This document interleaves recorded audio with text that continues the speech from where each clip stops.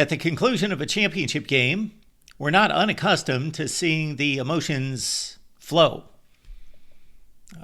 The players, the coaches have fought through a long, hard season. They have sacrificed. They have worked toward a goal. They achieved the goal. And we humans are emotional. And we see the emotions, of course, in the fan bases, in the stands, where people have invested their time, their money, their resources, and most of all, their emotions into the team that they love. But rarely do we see the emotions displayed from the broadcasting booth. But we did following Ohio State's national championship game win over Notre Dame. Welcome into the Voice of College Football. Appreciate you stopping by for the best in discussion, debate, and analysis. My name is Mark. Please like and subscribe. Kirk Herbstreit let his emotions be shown, not just a brief tear in the eye or a compromise to the vocal box and maybe a little bit of a shake or a stutter in a couple words. No, he was visibly shaken. He admitted to it. It was obvious to all.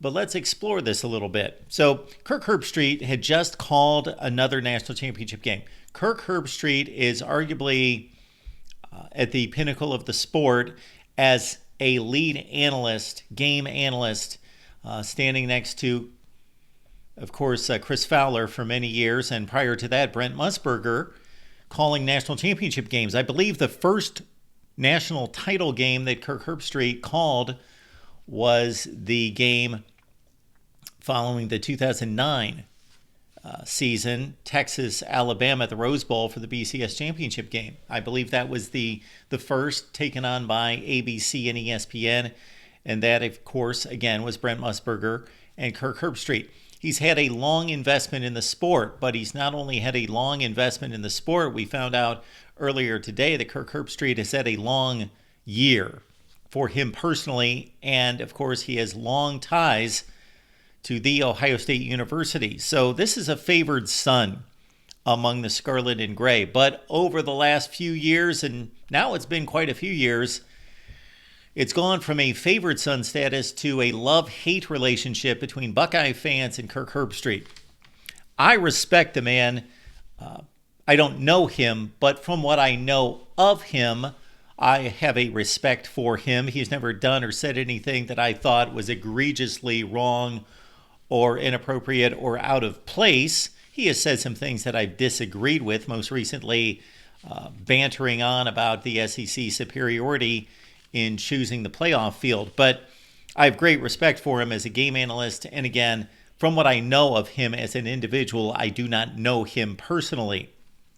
So let's take this back in a sense from the beginning, because we're talking about a guy who has been associated with Ohio State University and has associated himself with the university and the football program as much as anybody in the history of the sport. When you really look at the layer after layer after layer, grew up in Centerville, Ohio, was the first commit to the John Cooper era as an Ohio State football player.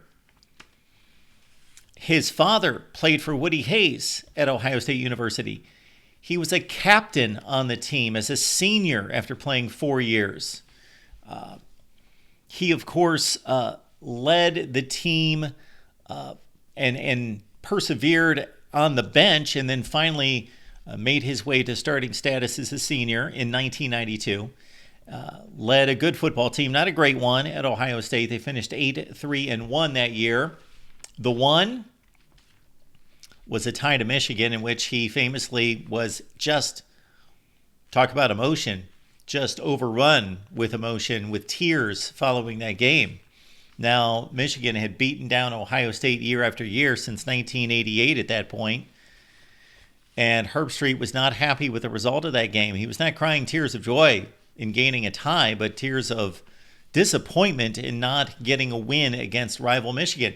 This guy bled scarlet and gray. That's all he wanted, was to be an Ohio State football player like his father, and he achieved that. He graduated from the school and, again, was a senior captain on this team. Okay, then he goes into the broadcasting field. And he first worked locally in Columbus, then on national stages, gaining that status to be one of the few on College Game Day, and then in the broadcast booth doing games.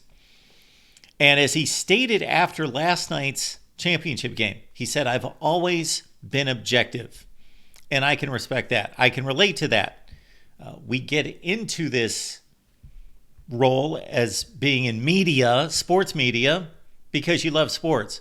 There are some people out there that choose it because they know it's lucrative and they know that they can do it, they can communicate, and they know that it's a much more fun vocation than it is to go into, let's say, hard news, which is more difficult, of course.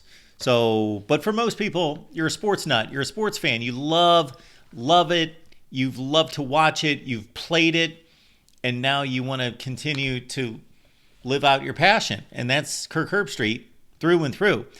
But of course, as a national college football analyst, he has to be objective. And that objectivity down through the years has certainly been responded with a lot of ire from Ohio State fans, to the point where, based on my understanding of the situation, Kirk Herbstreit moved from Columbus, Ohio to Nashville, in large part because he could no longer put his family through the trials and tribulations of Ohio State buffoonery, the fan base just not enjoying his analysis because it was fair and objective. And that many times meant that he had to criticize Ohio State, that he had to criticize the football team, that he had to just flat out say that the team was not as good as other teams. He had to be objective about the game analysis in which and how it was being played out in front of him. And again, a lot of Ohio State fans, they may change their tune today. They may tell you something differently today because they're giddy about a national championship. They're also a bit supportive after what Kirk Herbstreit shared with us on Monday night's broadcast. But it's out there. It's out there on social media. It's obvious that many people that wear scarlet and gray, that are Buckeye supporters, have not been supporters of Kirk Herbstreit and have been very critical of him. So after the national championship game, they kick it to SportsCenter. Scott Van Pelt kicks it back, as is customary, back to the broadcast booth to get the immediate analysis. And Kirk Herbstreit was overrun with emotion. And we know that he is close friends with Ryan Day, and also his son was an Ohio State football player who, because of a heart condition, could no longer play football, but was embraced by Ryan Day to continue to work with the football team, as Kirk Herbstreit put it, in an assistance role, much like a GA, a graduate assistant, although he didn't have that type of status in school.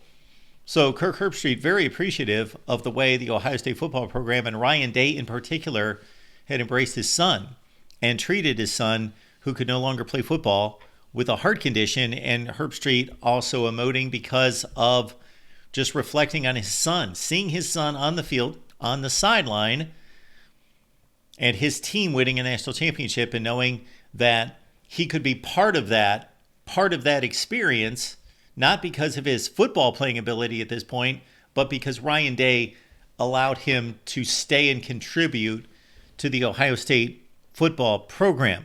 Also, we learned today, I believe this was a clip from the Pat McAfee show, I believe. And so I got to thank my son for sending me these clips. I had no idea that Kirk Herbstreit acted like this and had these things to say and got emotional after the game. I immediately came here to do my analysis. I did not see any of this, so my son led me to this. And then I found the clip with, again, I believe it was Pat McAfee, where Kirk Herbstreit tells us that his wife has had health issues this year. His beloved dog, Ben, I do believe is the name. He passed away earlier, and Kirk had made him part of College Game Day, part of his travels in college football.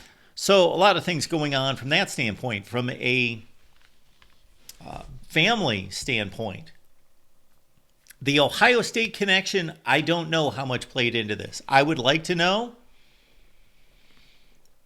I think Ohio State fans would like to know. I think those that support Kirk Herbstreit probably want to believe that that also had to do with his Ohio State connections. And when I read off these connections, boy, it is difficult to find anyone on this planet that has stronger, deeper ties to Ohio State than Kirk Herbstreit. And he's been able to, and he's in a position much like I am, where if you have a fandom of a certain team but are purposed to stay objective, but that team is not Purdue, it's not Kansas State, it's not Stanford, it's not a team that is not a factor. It is a team that is right smack dab in the middle of relevance in this sport. Probably the lightning rod school, if you could name just one. There are several, but if you could name just one, this would be the team in the program. They are in the heart of it as being arguably the most successful program of the last 50 years in college football. And so Kirk Herbstreit, as a former player, knows how much hard work and determination it takes to achieve at this level. He's played at this level, and he knows what these players have gone through after a loss to Michigan. And we know what the Ohio State fan base, how it views the Michigan game as life and death, as everything. And Ryan Day has lost that game 4 consecutive years. And despite winning a national championship on Monday night, he's still 4 consecutive times. Let's not forget he did beat Michigan. That gets lost among a lot of people. I see a lot of 0-4s out there. It's 1-4, but 4 consecutive losses to Michigan. And this fan base can be ruthless. This fan base can be irrational and delusional, not just about how great Ohio State is and should be, but the magnitude of this one game, and that if you lose it, you can do no right. You can only do wrong. And that's been Ryan Day's plight. And so Kirk Herbstreit was very open and upfront about his relationship with the players and getting to know them, or had known them. You know, he's still very heavily involved when you look at his charities, that he has a football classic in Columbus, very connected still to the state of Ohio and the Columbus area in particular. And again, one of his sons chose to play at Ohio State. One chose to play at Clemson. So that is the interesting portion of this to me. We will never know. Maybe Kirk himself doesn't know what's running through his brain and through his heart that caused him to gush in emotions following that game. He tried to express it. He did. But he also said, I don't know. I guess it's all been pent up because you're a professional and you do what you do and you got to deliver. And I think we can all relate to that to a certain extent, where we have things going on in our lives, but we've got to go to work. We've got to deliver. Now, he has to do it in front of millions of people. And yes, some of us have had more public jobs than others. And it's difficult to take, whether it be health issues, family issues, relationship issues, and then go and have to perform. So I really had no purpose to talk about this, except I thought it needed to be addressed and to just show my respect for Kirk Herbstreit, first and foremost, but then also just to delve into the various reasons why this occurred. But my respect for him certainly is not any less than it was, and maybe a little bit more than it was. Understanding that he's already called 2 national championship games involving Ohio State. 1 a win, 2015, 1 a loss, 2021. So that's obviously not all of it. He's called, maybe at this point, hundreds, certainly dozens of Ohio State games.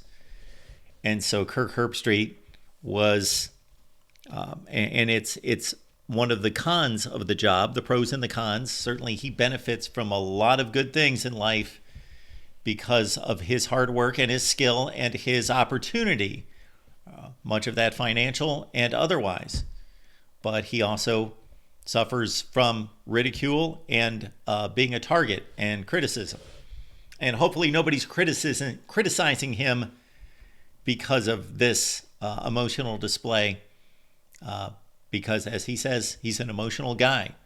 And boy, I can relate to that. Certainly there are topics that hit home with me, and a tear is not far away, or 2 or 20, when relating to a certain few relationships or topics in my life as well. So Kirk Herbstreit, we respect you. We would love to have you on our show at some point. We should make that effort and make that happen. That would be phenomenal.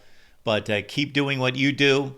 Thank you for another great college football season next to Chris Fowler and with all that you do. And we will see you in 2025. But the rest of you, no. We will see you right here each and every day during the offseason, right here at the Voice of College Football. Rankings and ratings, all sorts of great stuff planned. Check out the top 25 that actually makes sense. And we got conference rankings that are going to be displayed here very soon, right here at the Voice of College Football.